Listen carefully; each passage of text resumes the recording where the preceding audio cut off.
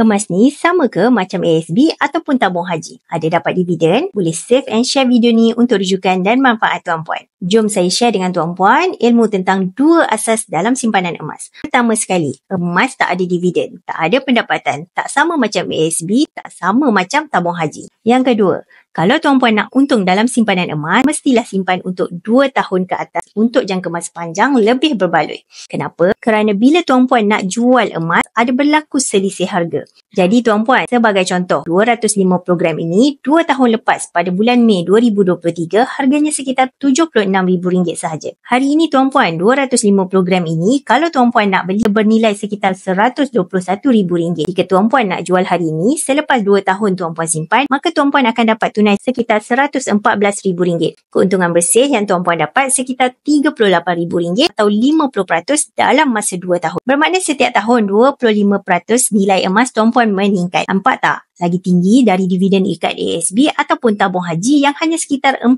ke 5% saja. Jadi mungkin hari ini tuan-puan ada simpanan tunai yang sangat banyak di ASB, tabung haji, KWSP, saham mahupun kripto ataupun simpanan tunai yang tak tahu nak buat apa dalam tempoh 2 tahun ni, maka boleh alihkan dalam simpanan emas fizikal seperti ini. Belum ada akaun Public Gold lagi, boleh rujuk PIN pos saya dan saya akan bantu tuan-puan sebaiknya.